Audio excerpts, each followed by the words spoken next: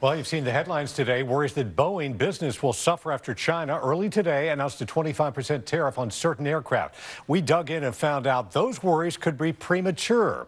According to Forbes, the tariff would only be imposed on aircraft weighing between 33,000 and 99,000 pounds. Well, the company's popular new MAX 8 737 weighs more than that.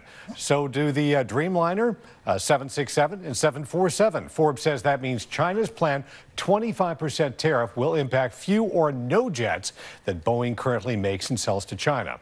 In a first statement on the tariffs issued this afternoon, Boeing said a strong and vibrant aerospace industry is important to the economic prosperity and national security of both countries, and they've been assured that productive talks are ongoing.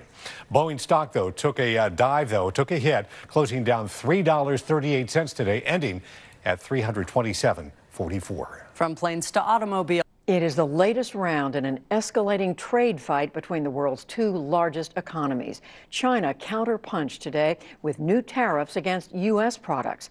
The move fueled fears of disrupting trade that totals $650 billion a year.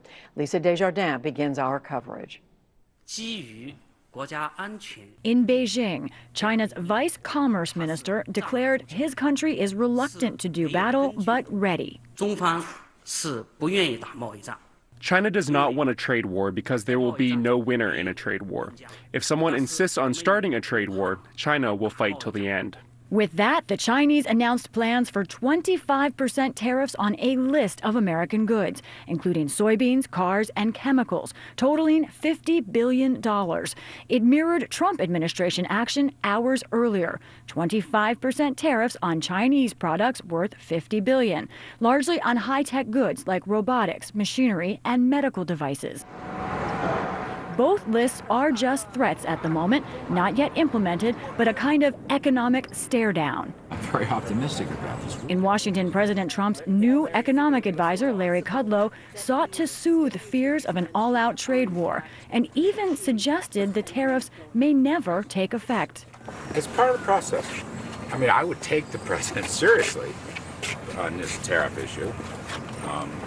There are carrots and sticks in life, but he is ultimately a free trader.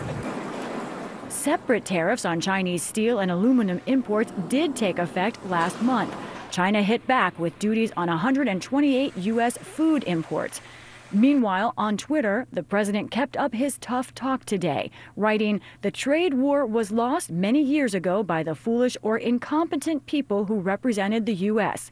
He said the result was a $500 billion trade deficit with China. At the White House, spokeswoman Sarah Sanders had this to say. We finally actually have a president who's willing to stand up and say enough is enough. We're going to stop the unfair trade practices, and we're going to work through that process over the next couple of months. Beijing insists the Trump approach on trade is a mistake. This kind of capricious and impetuous action will not solve the problem. The premise of negotiation is mutual understanding and mutual compromise, rather than demanding sky-high prices. China's strategy seems to hit President Trump where his base can feel it, in the Farm Belt. China has targeted some lesser-known grain crops for weeks, but now is raising the stakes, threatening U.S. soybean farmers who sell a third of their crop to China. The president of the American Soybean Association said today that hundreds of thousands of farmers stand to lose. Republican Senator Chuck Grassley of Iowa sounded his own warning. He said in a statement that farmers and ranchers shouldn't be expected to bear the brunt of retaliation for the entire country. Grassley promised the Senate Finance and Judiciary Committees will take a close look at the president's plan during a 60-day comment period. For the PBS NewsHour, I'm Lisa Desjardins. The Chinese announcement whipsawed Wall Street. Stocks dove at the opening bell and then rallied back. The Dow Jones Industrial Average initially dropped 500 points, but ended up gaining 230 points to close at 24,264. The Nasdaq rose 100 points, and the S&P 500 added 30. We'll get the White House perspective on all of this from senior advisor Peter Navarro right after the news summary. We return now to our lead story, the rising tensions with China China over trade. In the wake of comments by top Trump administration officials today that the tariffs the president announced are subject to negotiations that are underway, I spoke a short time ago with Peter Navarro, a senior advisor to President Trump and director of the White House National Trade Council. Let's start with the big picture here. The big picture here is that China has been stealing our intellectual property for years. When an American company goes to China, they force that American company to surrender its technology to a Chinese competitor. A Chinese competitor winds up beating the American company, not just in the Chinese market, but around the world, and that's an unsustainable situation that President Trump has decided to crack down on. We have a program to do that. It's not just that China cheats and steals our intellectual property. They're also coming here with large bags full of money to basically buy up the crown jewels of American technology. And the biggest picture here is that China has this thing called China 2025. It's a policy manifesto which says that they want to take over all of the emerging industries of the future, artificial intelligence, robotics, quantum computing, these things.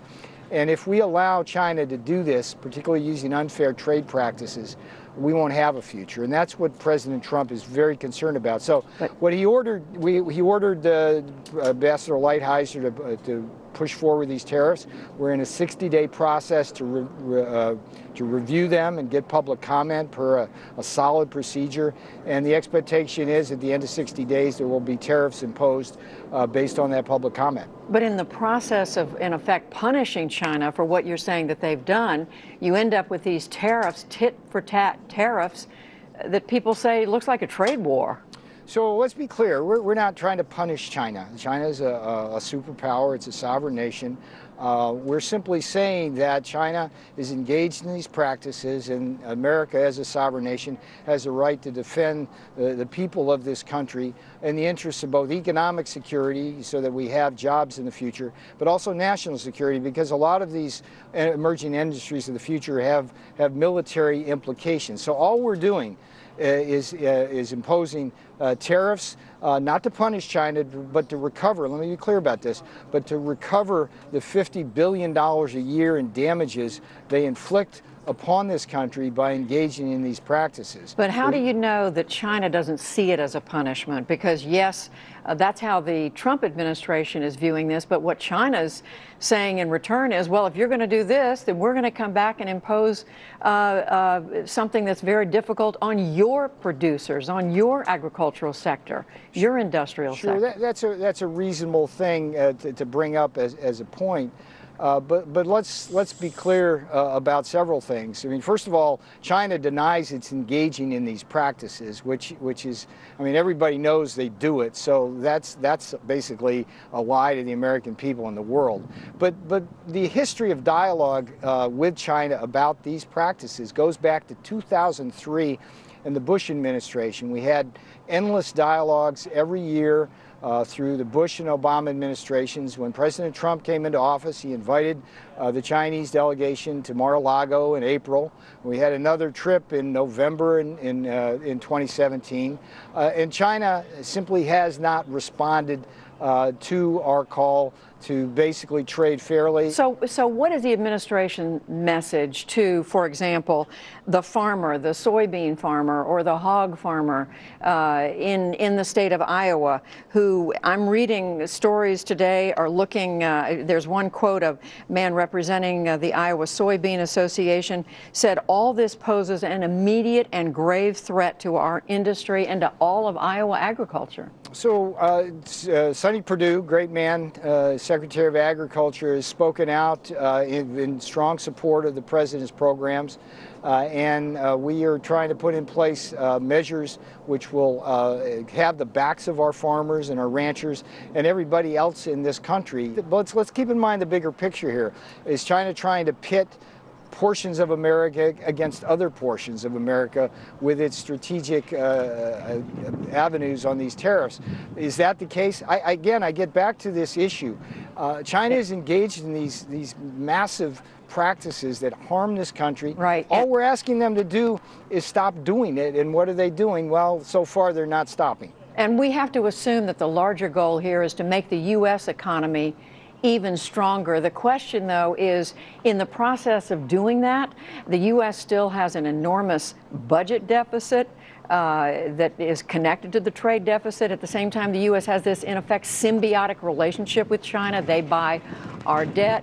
We sell them a lot of goods. Are you trying to change this symbiotic relationship between these two great countries? So let's go back to the 4 points of the growth compass of President Trump. Every day he gets up, he thinks about how to grow this economy. Tax cuts, deregulation, unleashing our energy sector. In the trade space, when we run a $370 billion trade deficit in goods with China and another $150 billion in trade deficit in goods with Europe, what that does is it exports about 3 million jobs offshore from this country. It harms our tax base. It keeps our wages down.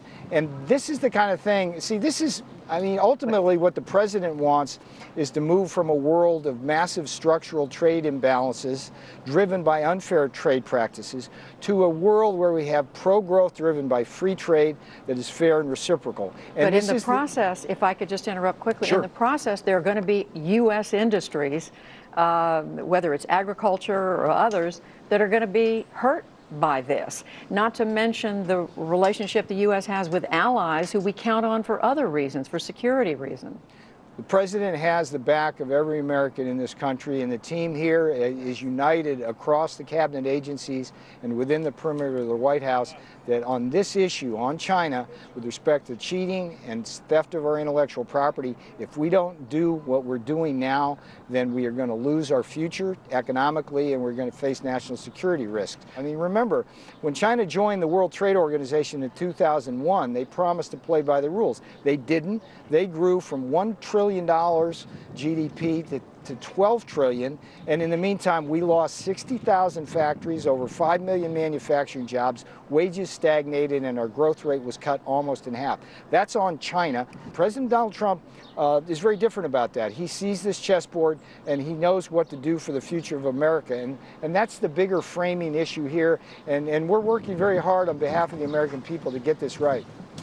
Peter Navarro, Senior Advisor to President Trump. Thank you very much. Pleasure to be on. Next time in studio, promise. And now, how this showdown is seen from inside China. The escalating punches and counterpunches are stoking anger and fears there of a trade war that could hit both countries. From Beijing, Special Correspondent Katrina Yu reports. On the outskirts of Beijing, dinner is served for some of farmer Yang Feli's 800 pigs. China's growing middle class has meant a bigger appetite for meat, but his pigs wouldn't grow or survive without soybean meal, much of which is imported from the U.S. Soybean meal is a feed which provides nutritional balance and protein. And now Farmer Yang could be paying a lot more to feed them, after China announced it would be slapping imports of U.S. soybeans with a 25% tariff. The levy will also be added to more than 100 other American goods, including cars and planes. China has never given in to external pressure. External pressure will only make Chinese people even more determined. China is firing back in response to a list of items released by the Trump administration yesterday. President Trump says it's about leveling the playing field. China is going to end up treating us fairly. For many years they had free rein. They don't have free rein anymore. The political pressure will be high on President Trump and his base of support in many soybean-growing states. And farmers will be hit hard, says Paul Burke, the North Asia Regional Director for the U.S. Soybean Export Council. It will have a negative impact on the prices that U.S. soybean farmers will receive, and soybean farmers are already just barely getting by on the margins that they're receiving, and anything that would depress that price would have a serious detrimental impact to those farmers. Putting levies on U.S. soybeans, which are also used to make cooking oil, is a high-stakes move for China as it risks food inflation domestically. Many had believed it would be too sensitive for Beijing to touch, but they were wrong, says economist Jeremy Stevens. This idea that you can sort of pressure China into different positions, that's proven to not be true. And China isn't afraid to do things that markets struggle to, as I say, metabolize. But China is quick to remind the US that it threw the first punches, starting with 30% duties on solar panels and washing machines, then the 25% tariffs on imported steel and 10% on aluminium just weeks ago. The move forced Huayang Steel Mill in China's northern Hebei province to shift its strategy of focusing on the American market this year. The part of our industry which exports to America is facing a big loss. Orders have decreased by at least half. The measures were Washington's first strike in a battle to address a global trade imbalance. But while exemptions have since been given to US allies, including Canada, Australia, and the European Union, the White House is making sure China continues to feel the pinch. America's trade deficit with China, comprised mostly of computers and other electronics, soared to $375 billion last year, according to US figures, up 8% from 2016. But Chinese analysts like Bianyong Zhu of Renmin University say this isn't what these tariffs are really about. Where there's a political dispute resulting in higher tariffs, the purpose isn't to solve a trade imbalance or trade dispute between China and the US. It's more a release of anger. Justified anger, according to some. The US has long accused Beijing of unfair trade practices, including relying on state subsidies and stealing intellectual property. American companies operating in China say they're forced to spill tech secrets in order to set up shop. This is the most important economic relationship in the world. It's important for both countries, and yet it's lopsided. And we need to do something to get a level playing field, and talking for 20 years has not done it. So I guess the administration's saying, let's try something else. That something else has sparked panic from businesses on both sides of the Pacific. A group of retailers, including Walmart and Macy's, sent a letter to the Trump administration late last month, urging a rethink on extra levies on household items, such as bedding, clothing, and electronics routinely imported from China. While the new tariffs avoid these goods for now, costs will increase for American manufacturers who depend on Chinese machinery and imported parts. Washington's plan targets robotics, new energy vehicles, and telecommunications. It's a tense time for tech companies in Beijing. This is Beijing's Zhongguancun, an area known as China's Silicon Valley. Many of the companies based here are worried their exports to the US will be affected by these new tariffs.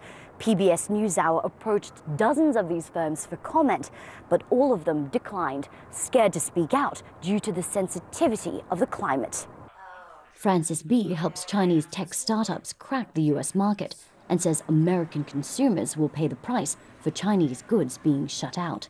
It just means less options at a more cost-effective price.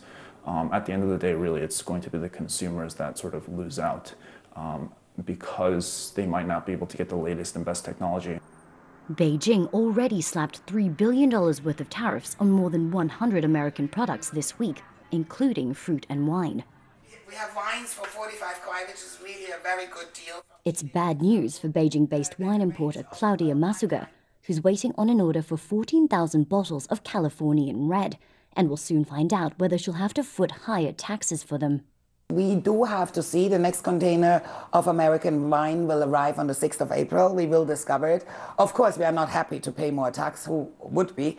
And at the end of the day, it's also not good for the consumers because they then have to pay even more.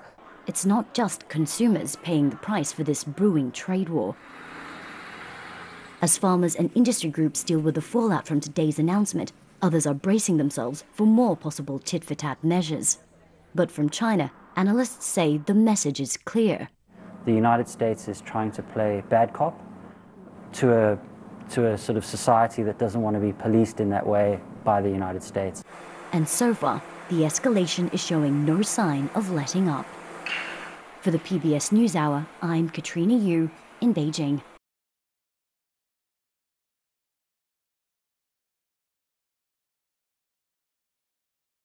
Now, if anyone thought China would take Donald Trump's protectionist threats lying down, we can think again. Beijing has announced huge tariffs against American products. Day 3 of growing trade tensions that are spooking the markets and wiping billions from people's pension plans and investments. Robin Brandt reports from Shanghai. In just 24 hours, both the United States and China have laid out plans to hit each other's exports. The US has a long list, around 1,300 items, including ovens and flamethrowers. The punishment is in response to claims that China has stolen its intellectual property. It's also about the decades-old policy of forcing foreign firms to share their technology when they invest here in China. China, though, is targeting far fewer products, and it looks like it wants to cause more pain. Soybeans, corn, cotton, beef, tobacco are all on the list. Soybean alone is a multi-billion-dollar import business to China. These measures would hit specific farming areas of the US hard. But China insists it doesn't want a trade war. Frankly speaking, the challenges we're facing today are huge for sure, because of the scale of the trade volumes, as you can see. However, China's stance has been clear-cut. We don't want a trade war, because the result will only be a no-win situation that hurts the interests of China, the United States, and the prospect for global economic development. Just as significant is the fact that automobiles and aircraft are on the list. Ford sells tens of thousands of cars that it ships here from the US.